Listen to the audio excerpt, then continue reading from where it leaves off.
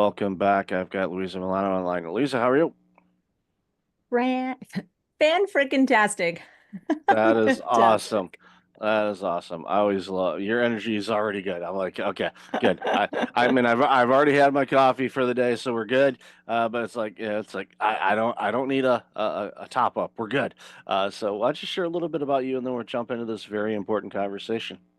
Yeah, a little bit about me. I live and breathe entrepreneurship and specifically an empowering, joyful entrepreneurial journey. I think a lot of people that view either early in their entrepreneurial journey or looking to launch their entrepreneurial journey have either two, they're in one of two camps. Oh my gosh, this is amazing, and screw my 9 to 5, and I'm gonna go, and it's purpose and freedom and all this, and it's true. And there's a lot of work behind it. And then you have others that are like, oh my God, I don't think I want to do it because it's just I've heard this and I've heard that, and I know this founder or that entrepreneur, and they're just like always working 9 to 5. And so between those two extremes, I try to find this middle ground where, yeah, there's work. Being an entrepreneur is a lot of work. And along the journey, unpopular opinion, you get metaphorically gut punched on a regular basis, but you learn to love the process. You learn to fall in love with finding your audience, creating your offers, going to market, learning, getting your knocks and getting back up again, going, dang, I learned a ton. Let me go. Let me go back at it. And that's what I live and breathe, the journey of bringing a little more joy into that entrepreneurial landscape from early stage, what do you do, all the way to scaling and really growing and building that revenue engine in a way that looks good and feels good. I'm a cake and eat it too kind of girl. There you go. I'm in the same boat. It's like there's more than enough for all of us. We just have to find our way through the bumps and bruises and lessons, and we will reach, whatever journey or destination we want to go to. And it reminds me of, one of the things I love doing is journaling. So I've got notebooks. Actually, I can see them on the other side of this camera. There's some notebooks from the last few years, and some of them are when I launched my organization back in 2016. And I look back at the notes, and it's funny. I look and go, wow, I really didn't know what the heck I was doing, but this is cute. It's like I see the growth and I'm like, okay, wow, that's good. It's like, oh, I guess I'm not going to do that because that's been on a to-do list item since 2017. I don't think I need to do that now because it doesn't match up with what I'm doing. But it's one of those things where, and I tell an entrepreneur this all the time, you have to make sure that as best as you can. And yes, like you said, there's a lot of time and effort and hours that are put in this. You make sure that you're kind of looking around while you're doing it. You enjoy the journey, the bumps and the bruises, the gut punches, like you said, and even those small victories, landing that first client or selling that first offer, or like we talked about in the pre-show, and launching that funnel to let people kind of guide themselves into the direction where they want to go and what they need so they get the product or service that is right for them. And it's such a beautiful thing when we get to do that. And I am just thrilled when I hear people say, I think I'm going to launch my own business. My first question, or actually first comment out of it, is like, good, do it. I don't know what they're going to launch. I have no idea what they're going to launch. I said, good, do it. And they look at me, I haven't told you what they can do. I say, you want to launch a business? Go do it, because that's where it starts. All the products and services that we use on a daily basis originally came from an idea, a concept, or somebody wanting to do something. And we have to encourage that. And one of the things that you do really, really well, amongst many things, is you're a strong advocate for community. And I think, and we talked a little bit about this in the pre show too, over the last 5 years, the need for community, I don't think, has ever been stronger. And so many people, unfortunately, for one reason or another, kind of silo themselves or get siloed away from peers and mentors that can really help them grow, not only as an entrepreneur, but as a person. So, why don't you share a little bit about the work you do as far as a community, I love the name of your community, by the way. It's it definitely has a great ring to it. So why don't you share a little bit about that? It does, yeah. So HERlocity is about to turn a year old, something I'm really excited about. And it's a product of my own entrepreneurial journey and really wanting to bring something to bear that I wished had been there when I started my entrepreneurial journey. There are so many feelings of isolation. We go sometimes from a big corporate job, 9 to 5, with team and direct reports. And even in a smaller organization, you're certainly before COVID, on a regular basis, you were around a lot of other people. And then you're on your own. You're working from home, or maybe you're at a co-working spot, and the dynamic changes, and no one really prepares you for how that energetically can feel like the rug is getting pulled out from under you. And I gripped my wheel at 10 and 2, and I was like, I got this. I got this. If it's going to be, it's up to me. If it's going to be, it's up to me. If it's going to be, it's up to me. And I said, wow, in year 2, I started to look up and around. You talked about looking around and enjoying the journey. And I went, wait, just because I can do this alone doesn't mean I have to. So, like, whatever you're doing right now, take that one thing to mind, to heart. Just because you can do it alone doesn't mean you have to. There's an African proverb that I love that says, you go fast alone, you go far together. And going fast alone is fun until it's not. And you look around and you're like, oh, all I hear are the crickets. And so, and there's an art to connection. We actually in HERlocity this morning had a master class on building relationships and really cultivating strategic relationships, and what the mistakes are that are commonly made and the mindset it takes to succeed, and what are those action steps. And I go, man, I was sitting there listening to the master class speaker and watching the women in the boxes from all over the world going, wow, I've created something that gives women across the globe a sense of belonging on their entrepreneurial journey. And it is so, as a founder, fulfilling to have that for myself. And then when you see those wins and you see those shares and you see people share in the breakout rooms, in the community, in events, wow, I didn't know that you felt that way too. Or it's not just me. Or, oh my gosh, what you just shared inspired me. And there's almost this synergy that happens where we learn with and from each other.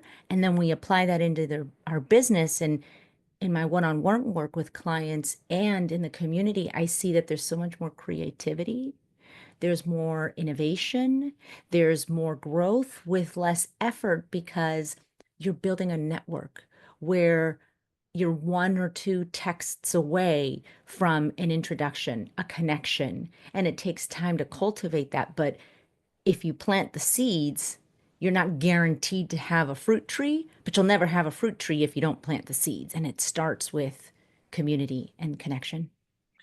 And one of the things that jumps out at me too about this, and I've experienced this as an entrepreneur, is there are times when you feel a little beat down and you just, that race is, and even if you've got a team and you've got peers, there are times where you're dragging a little bit, and it could be the weather, it could be Mm-hmm. news alerts. I always tell people, don't pay attention to the news, please. It's just going to bring you down.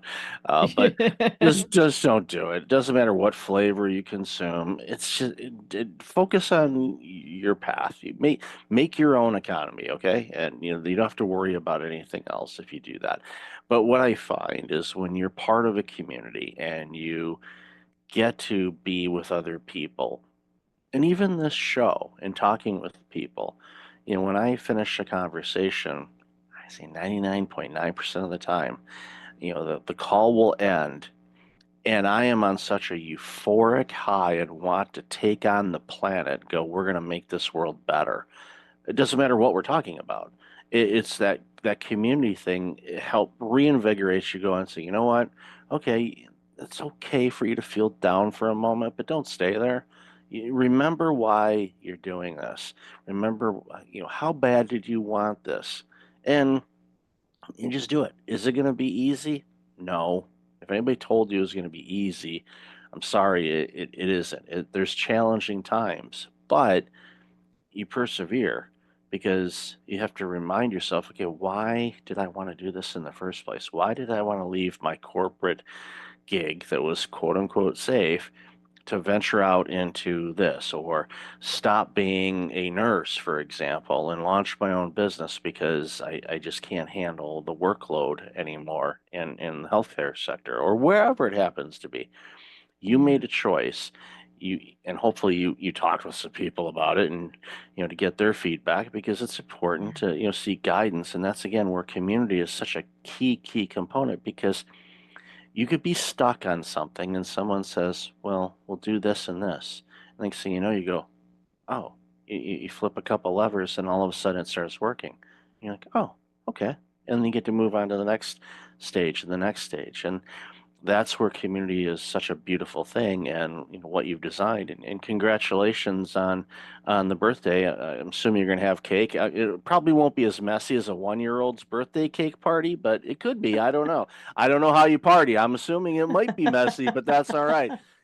They sell wipes and cleaning sprays and things like that to clean it up. That's my recommendation. Totally. Have a cake and go 1 year old on it. Everybody will look at you, and they most of the people that know you probably go, I'm not surprised she's doing it this way, but You're right. yeah. So give it a shot. But yeah, I think again, it's community is so important, and doesn't it? It can be a huge community or a small one, whatever works for you. But I think again, going back to HERlocity, and I think about this, and go back to the pandemic for a moment. When I started seeing a lot of female executives, high-ranking executives, take a step back and go, you know what? I'm not going to work this grind anymore because I want to spend more time with my family and my kids. It upset me, and I'm going to tell you why. Because it shouldn't be a choice of either or.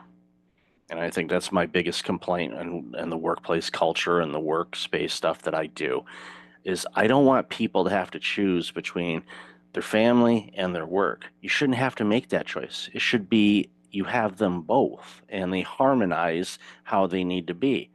As an entrepreneur, one of the big things that gives you some flexibility, for more or less, is you have the ability to say, you know what, I'm going to spend more time, working at home so I can spend more time with my children or with my family or my dog or my cat, whatever you want, but to give you that control back of how you spend your time so you can be really creative and rested and grow and all of that. So again, I commend you on the community and love to hear your thoughts on some of that.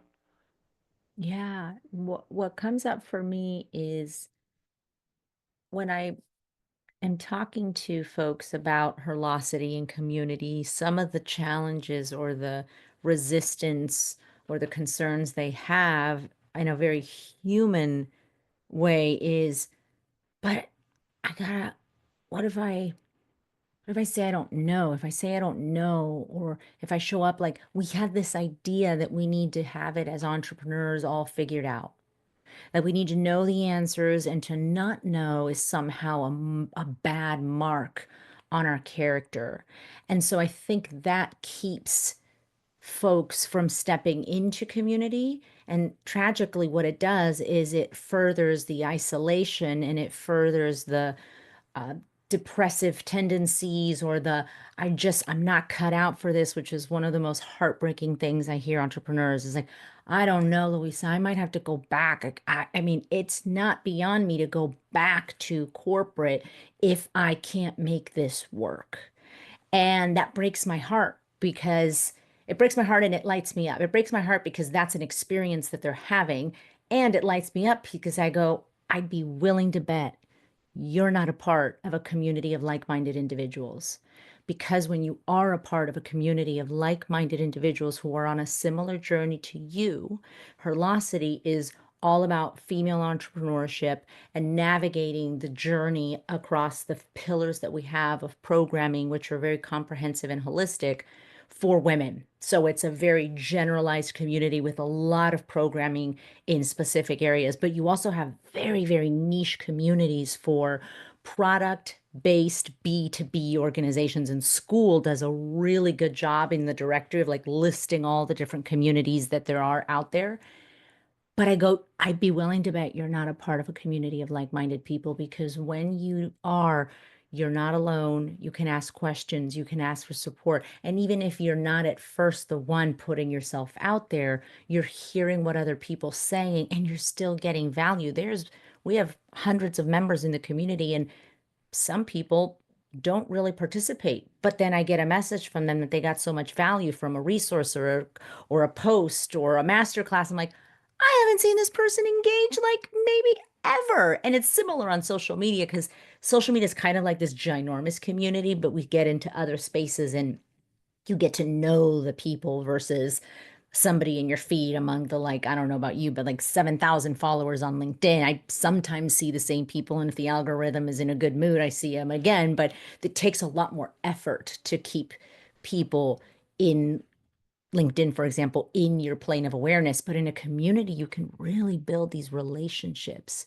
You can really connect with people, and then they become referral partners. They give you business. You can add value. So there's the giving and the receiving of it in community. You offer, you give, you share brilliance, and then you receive. And that reciprocity, that dynamic, to me makes this is going to sound like a cheesy bumper sticker, but it doesn't mean I'm wrong, guys. It's the difference that makes the difference. Yeah, and I think that's, and thinking back to community, I think back to even my childhood or my parents' childhoods when, they'd get home from school and they'd go over to their friend's house and then they would, eat dinner there. So the phone call would go back to home and, my grandma or grandfather would answer the phone and they'd say, Diane's eating here. Okay. But it was community. It was just everybody kind of took care of each other and helped each other out wherever they were in life or in business. And everyone was at, different stages, give or take. And people that, are maybe a little further along, the majority of people I've ever encountered like that are a little ahead of me in my business and all of that, if I was quote unquote brave enough to ask them for help, I mean, they were like almost on their knees crying, thanking me to ask them for help because they were so full of information that they wanted to share. And that's you tap into that, people, because it's a game changer. It'll get you there a lot faster than if you're doing it solo. I mean, yeah, there's no shortage of ways to find out how to do things. I mean, it's all there. You can ask ChatGPT; it'll tell you all you need to know about whatever you want to learn. Totally. But it doesn't have that human approach where you're having a conversation and you can see or even hear, even if it's over a phone call, the tone of voice, and I thought about that, and that makes sense. And well, what about this? And it spurs on thoughts and ideas that you may or may not have thought about. You're like, okay, maybe I could do that, or make this tweak, and you'll actually see this, do this, or I've been struggling with the same thing. You know what? Maybe we can ask our network and see if there's anybody there that would know somebody. Well, someone will know someone.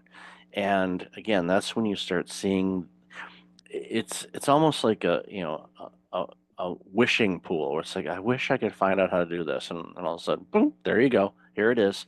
And it's usually, especially in a community setting, it's specific to you because they have an understanding about what your business is, what you're doing.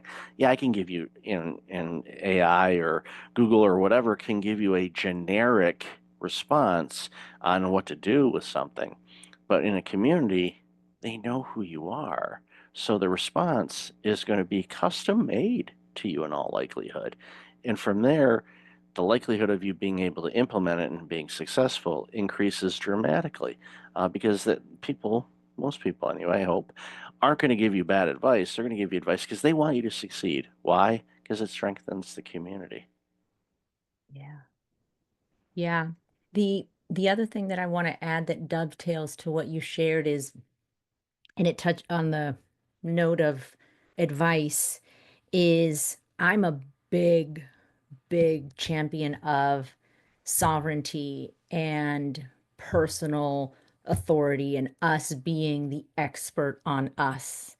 And it's exciting to be on that journey and to drum that beat, to march to the beat of that drum in 2025, where to your point, you have ChatGPT, you have speakers, you have podcasts, you have books. I mean, there's so much information. And even here, we're all that Michael and I are doing here today is giving you information. I'm not here to say that community is the only way to do it. And if anybody in any sector says this is the right way to entrepreneur, run as fast as you can away from them, because it isn't linear. Growth isn't linear. An entrepreneurial journey isn't linear. But when people share information, Michael, myself, a community, a space, you join HERlocity and you connect with somebody, you've got an access to hundreds of women across the globe when you join HERlocity, and you get on the phone and you start chatting about your journey and you ask for something and you make that brave step and go, who do you know? Or I'm looking for this, or I want this kind of support. And then they give you information. Guess what? You now have options. You could still choose to do it the way you want to do it, but it gives you diversity of thought. And it can be so easy to live in our own silo and in our own thought bubble. The other thing that I love about community is it pulls you out of that. There's other perspectives, other cultures, at least in global communities, there's other perspectives, there's diversity of thinking, there's diversity of leadership, there's diversity of entrepreneurship, and you get these diverse dynamics and go, oh, I never thought of it like that. I don't know that I'm going to do exactly what Michael said, but I was going to do this over here. And now there's this new, and this speaks to the innovation I was mentioning earlier. Now there's this new way that I could go to market with this product that I hadn't thought of. And it's not quite you, it's not quite them, it's a blend of the two. And that's really fun when you have those moments of, oh crap, this is actually really cool. I hadn't ever thought of it like this. And I think that's what's so eye-opening is it gets us out of our silos and different perspectives that we can consider. We may not implement them, but at least we look at it and go, okay, so that's what it looks like outside of my fishbowl. All right. And again, it can help you go, you know what? Maybe this product launch isn't the right thing to do right now because of what Sheila said or what Amy said. And I think that's something, again, you're not going to have unless you're part of a community. So, Luisa, I love this conversation. Where can people find out more about you, HERlocity, and everything else you're doing? Yeah, HERlocity, www.herlocity.com, a play on words between her and velocity. I'm on Instagram, luisamilano.herlocity, LinkedIn, Luisa Milano, and then my website, www.luisamilano.com, Luisamolano. Reach out. I'm a real human. I think when we do podcasts, we go, oh, yeah, like, but I'm not going to reach out. Like, that's what they say. Like, I respond to every single DM that I get.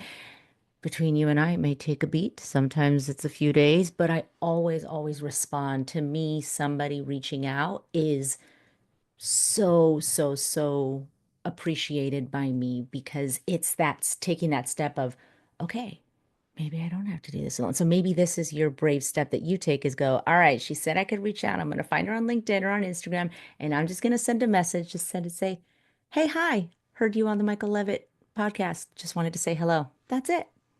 Awesome. Definitely have that in the show notes. So, Luisa, thank you for being you. The world needs more Yeah. people like you that are crushing it and doing great things to help all of us. So, thanks again for your time today. Really appreciate it. Thank you.